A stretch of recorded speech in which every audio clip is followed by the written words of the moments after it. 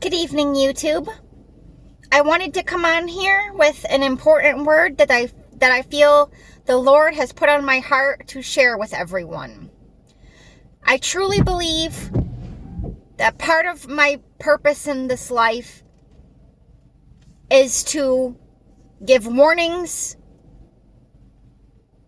and to encourage people, especially those who have kind, generous hearts, to protect their energy, protect their mind, bodies, and souls. The topic for tonight is the line between obsession and hate is very thin. Some of you are watching YouTube videos or Facebook reels about how to make a man obsessed with you. And although I completely understand where you're coming from, that you just want love, romance, and attention, please be wary of someone that is obsessed with you. We should not want someone who is obsessed with us. Yes, maybe there are times or cases where someone is obsessed with you in a good, holy way. But in my experience, that is extremely rare.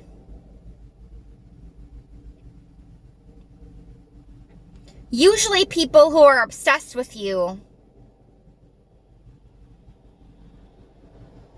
are very evil, very damaged, mentally ill people.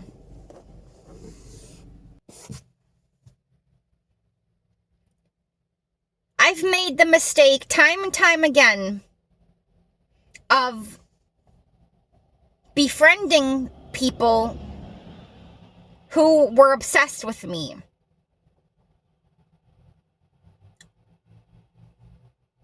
I think it had a lot to do with me not getting enough love and attention growing up, or feeling flattered by how special these people that were obsessed with me made me feel. And no, I'm not here to just sound arrogant or to make it sound like I have a bunch of fans and I'm just so amazing and special that everyone is obsessed with me. Because that's not my experience at all. I'm the type of person who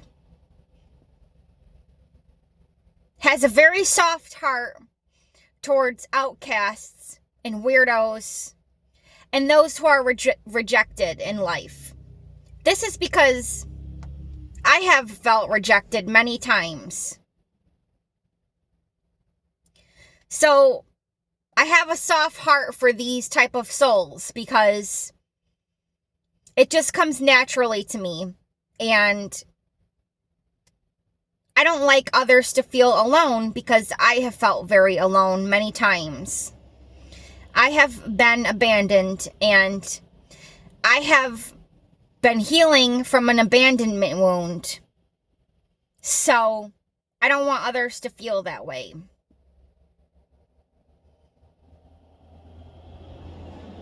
And it has caused me, unfortunately, a lot of strife and pain and confusion and chaos. Because I have been too soft-hearted with the wrong people. With creeps. With severely mentally ill people.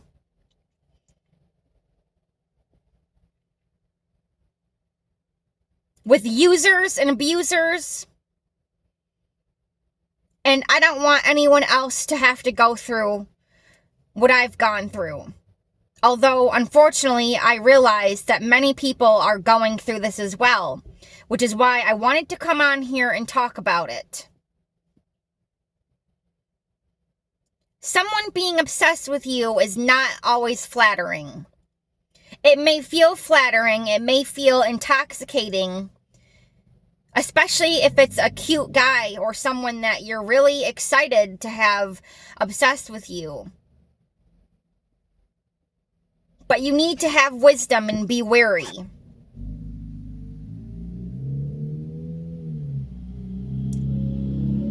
The same way that bugs are attracted to light in the darkness at night,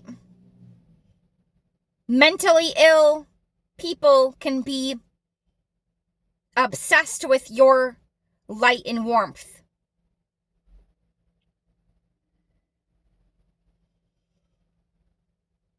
And sometimes you sense that they are a soul that is suffering, that has not had an easy life.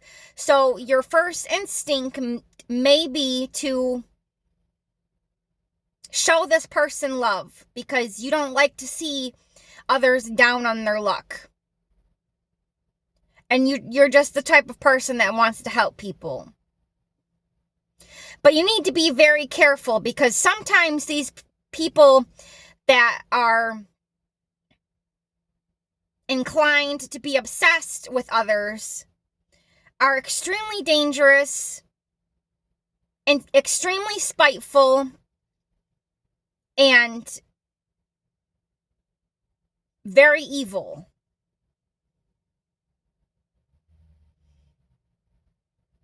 They study you to see what you like and how you behave, so that when they interact with you, that they can behave the same way you do. And when they talk to you about your interests and your hobbies and everything that you are passionate about, because they want to make you believe that they are a trustworthy person, and they do this to gain access to you and to use you to get what they want. A lot of people who become obsessed with others have a hidden agenda. And they study you, and they realize that you're the perfect person to fulfill their hidden agenda and the needs they have on that hidden agenda.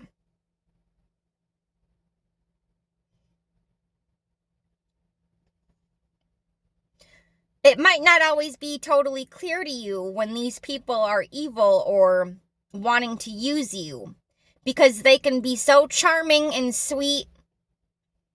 They can be so lovable and even interesting. They will even help you and make you feel good about yourself. So you might believe that they are a good person.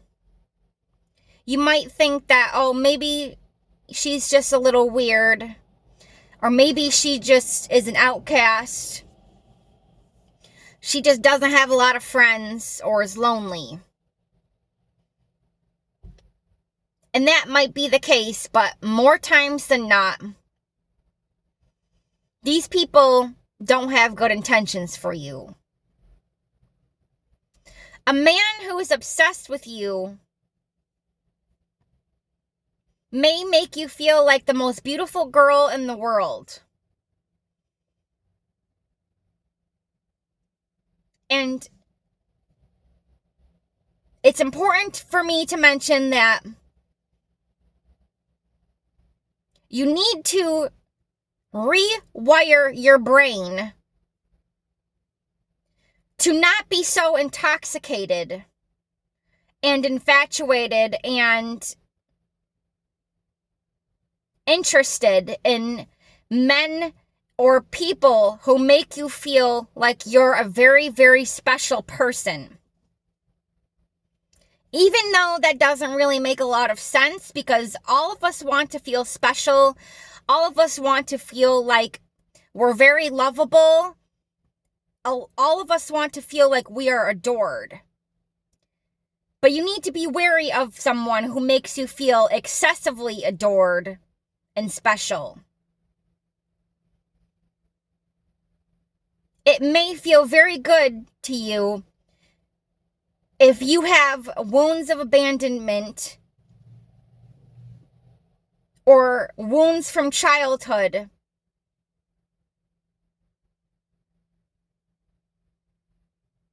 that make you susceptible to feeling empty or not good enough at times, I should say.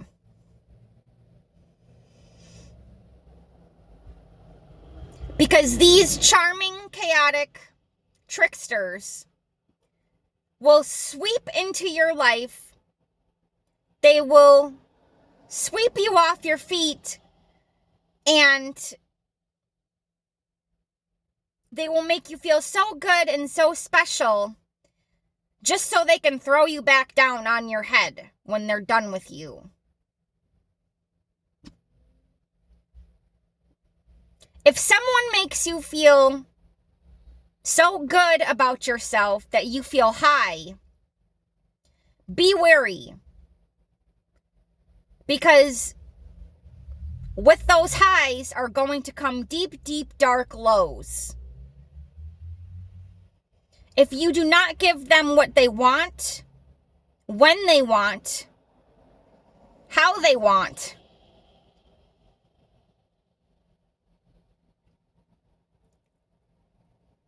they will drop you on your head, and they will discard you or belittle you or be very dismissive with you. And they do this because they want you to fall in line, and they want you to do what they want you to do. And when you do what they want you to do, you will be rewarded again, and you will feel high and special again. It is a vicious, disgusting cycle. And if you did not receive proper love growing up, proper support, if your family was not guided by the Holy Spirit, you may not really understand what love is. So, you are more susceptible for getting tied up with people who bring you on a crazy emotional roller coaster.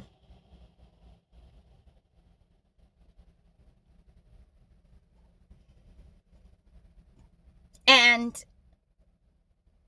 I'm here to tell you that is extremely exhausting.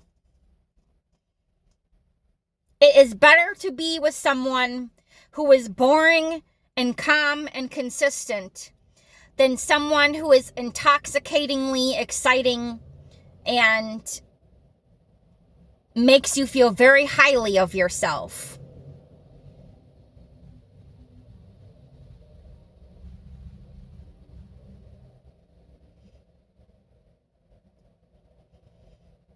A good person does not have to put a mask of charm on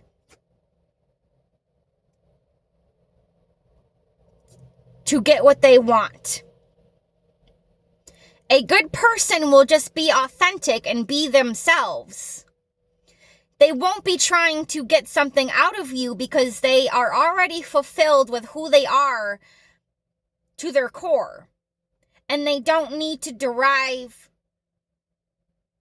energy, pleasure, satisfaction from other humans. They don't need to use others as tools, because They realize that other people are human beings, so they have healthy boundaries with others.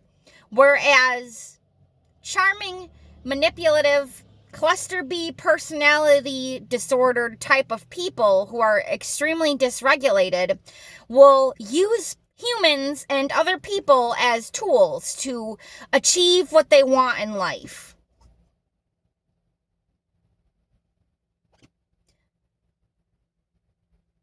And that's what I'm getting at.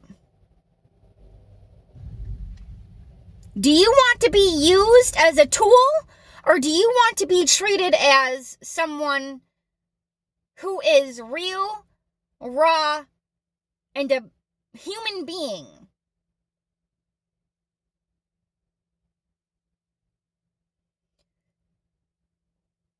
Some weirdos don't give a rat's behind about what they have to do to get what they want in life.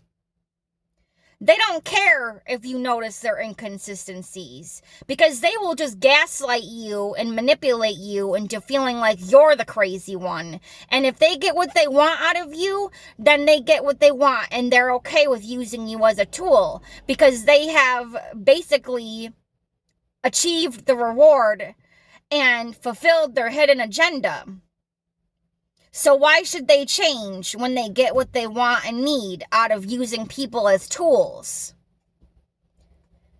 They will use people as tools and toys.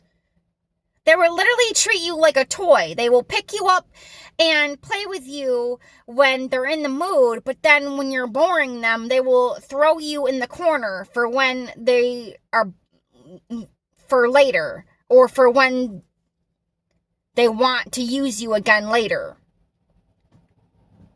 Be wary and be extremely careful with people like that. Signs that someone is evil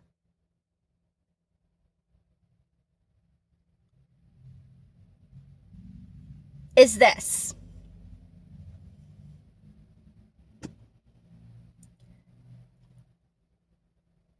For me, the biggest indicator if someone is evil or not is looking at their eyes.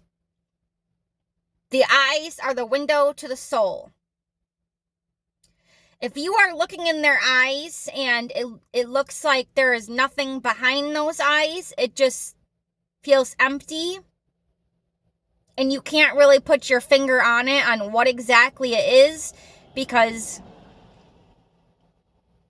when you're looking on the outside, it just looks like that they're a normal person.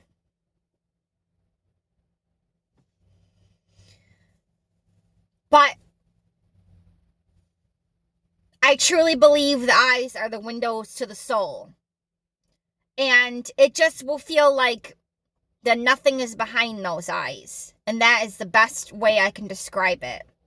It just feels like an insidious emptiness or pain.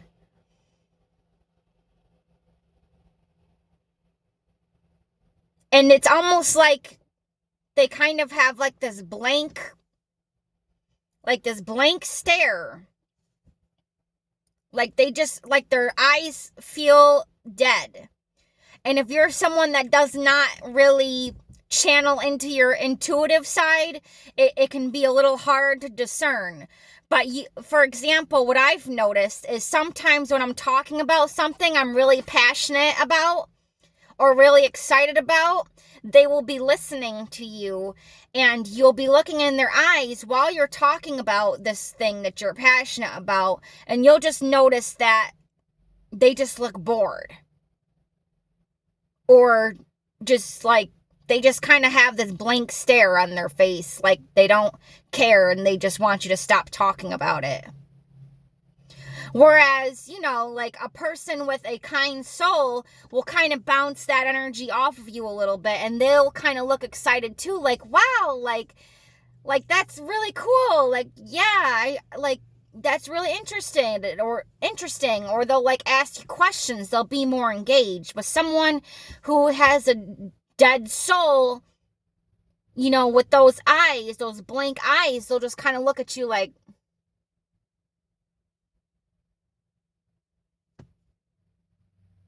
like what you're talking about is the most boring thing, or like they almost look like spaced out. Another sign that of someone being evil is they derive pleasure and laughter out of someone's misfortune. I'm not going to say who this was, but I was hanging with somebody, and this was during my days of smoking weed.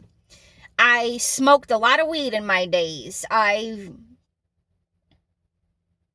started smoking when I was 14, and I did not stop until I was 30, and I'm 31 now. And for some reason, the weed smoking crowd attracts a lot of good people with good hearts, but it also can attract a lot of evil people.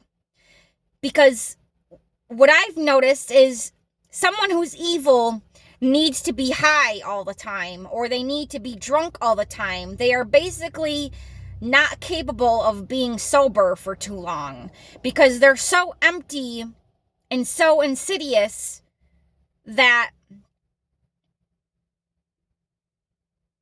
the only thing that makes them feel good about themselves is being high or drunk or strung out or whatever. And I'm not here to rag on people that are struggling with drugs. There's a huge difference of someone struggling with drugs because they have been through abuse and that person has a good heart and they've been abused and they just want to feel numb.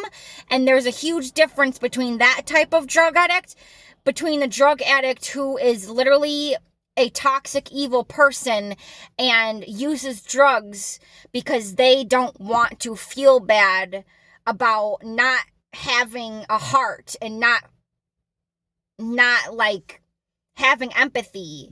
Because, you know, sometimes these people who are not sober at all, it's because they lack empathy and they know something is wrong with them deep to their core, and they know they can't like relate to people the way other good-hearted people can relate to people. So they like numb themselves out to deal with that. And they numb themselves out because they don't want to have to reflect and do the work of becoming a better person. So they just numb themselves. Because when they're sober, that's when they realize that they're actually a really like mean, dark-souled person. But I was hanging out with someone and we were watching a video about a guy smoking bongs. And this guy, this content creator, would smoke all sorts of different types of weed, and he would smoke out of different bongs or bowls or utensils. And he would do this because it was entertainment to people who smoked weed. And he was kind of funny when he was doing this. You know, he would just be like, oh, like, that was good. Like, yeah, man. Like, he was entertaining, very funny. And I was sitting with this person, and this content creator would smoke so hard that he would like almost hurt himself on the video. Like, in his videos, he would be smoking such a big hit that he would like cough so hard to the point of almost choking and like almost like really hurting himself, and like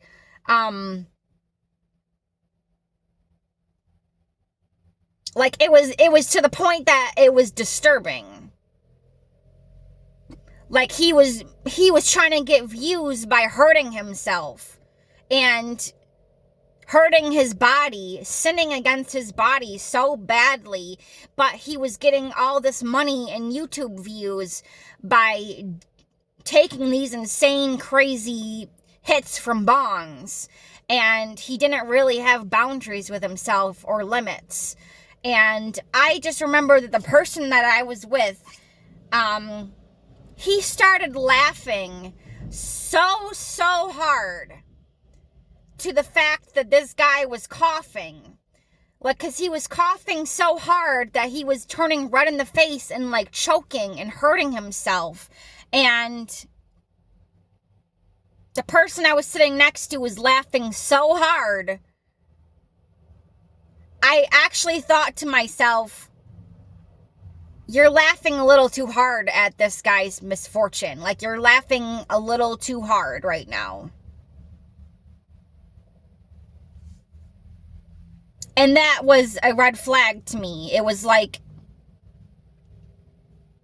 this person, this content creator is literally close to, like, choking himself and dying online. And the person I'm sitting next to is laughing about this. And like I said, it was kind of a little difficult to discern, because this content creator was very funny, very charismatic, very silly. But there were certain areas in the video when he was trying to be funny and areas where he was not trying to be funny. And it was one of those areas where he was not really trying to be funny, like he was actually, like, suffocating himself. And that was when the person sitting next to me just was laughing so hard. The person sitting next to me was laughing so hard that they could barely breathe. And I just remember thinking to myself, okay, he's laughing just a little too hard at this.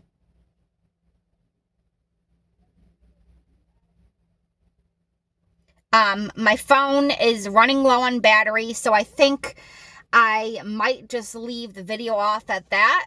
But those are some signs that someone is evil. They derive pleasure out of other people's misfortune.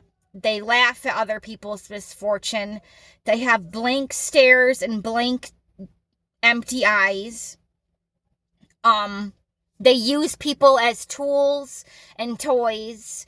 They, make you feel incredibly good at one moment, and then the next moment they will discard you and make you feel worthless. And again, be mindful, because the line between obsession and hate is very thin. It may seem like someone is very infatuated with you and in love with you and is very interested by you, but they actually hate you. Or they're very envious and jealous of you. And this just does not happen just in friendships or families.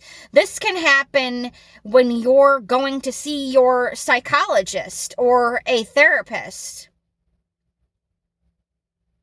This therapist may notice that you have light and that you have a purpose for caring for people, and they will not like you for it if they notice that you care about others more than they care about others, because that's their profession, and they're so-called experts at caring for people, right? And that's not the case sometimes. Sometimes you really need to be careful when you're dealing with people in the medical field, because sometimes they're in it for the wrong reasons, and they will use people as tools. You're just another session, another tool. You are just a dollar sign to that person. You are not a human with needs that is going through a stressful time and needs support. You are a dollar sign to them. However much that they get for their hour-long or half-hour-long session, that is what they're assigning to you as your worth. They are not capable of seeing you as inherently this special, beautiful, unique human being, because you are just worth whatever that session is that they're going to get paid for.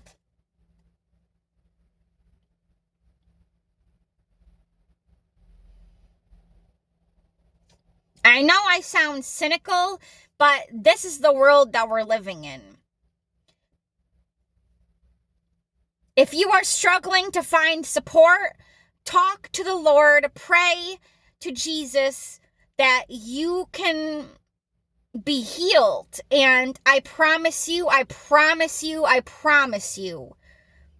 you don't need therapists and you don't always need a doctor.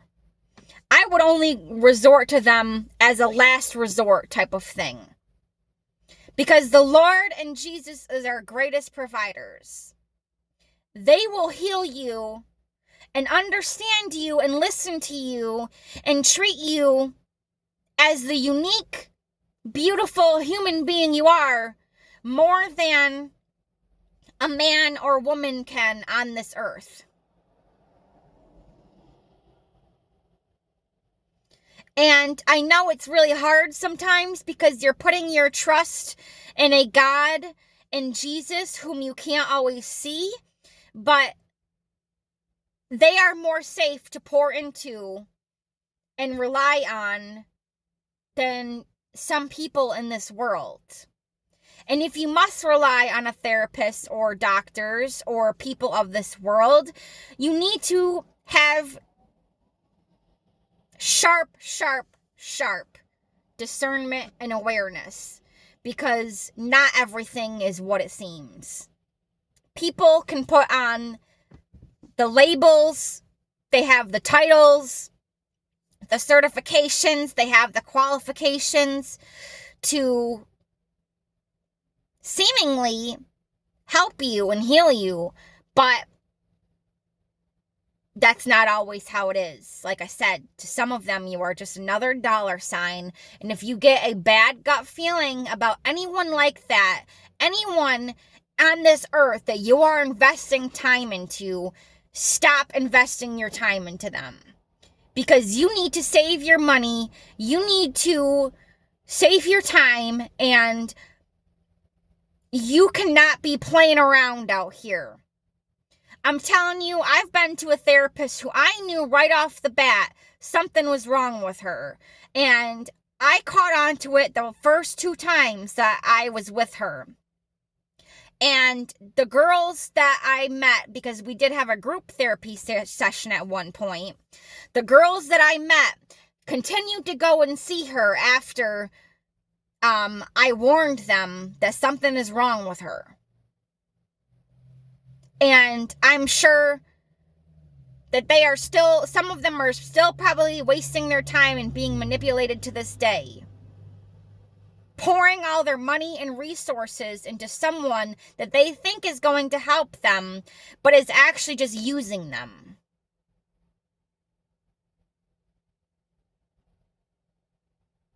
And I might be a little too sensitive at times.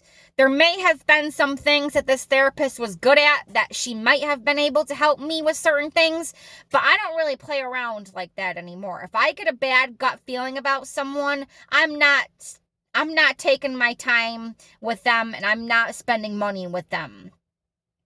Because life is hard enough as it is.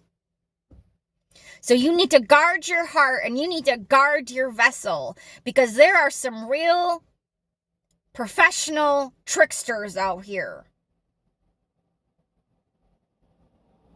And they will be obsessed with your light, obsessed with using you, and all for the wrong reasons. But they will make you feel like you're special or whatever. They will tell you exactly what you want to hear and lure you in.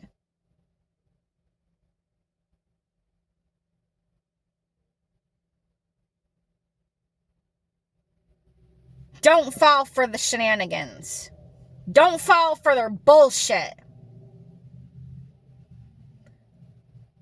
People are really funny and weird out here. And the path to heaven is very narrow, and the highway to hell is very wide. So chances are that of you dealing with an insidious, evil person are higher than the chances that you are with someone or dealing with someone that is a good person. So that's what I wanted to get across tonight. That you need to be more safe than sorry. And you need to be more careful than... You need to be more careful than what you think you need to be careful with. I don't know if I'm saying that right. But you need to be more careful than what you'd imagine.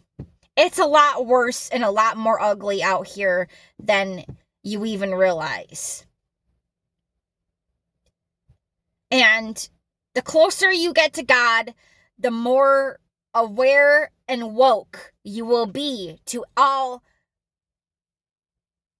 the insidious masks and illusions of this world.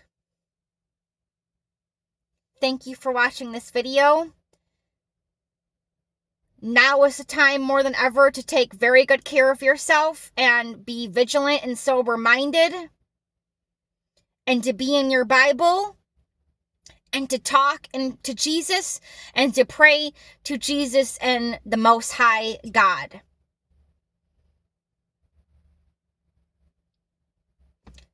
Also, I'm going to share what other content creators have shared with me. Don't rely on YouTube more than you rely on the Most High and on prayer and Jesus, because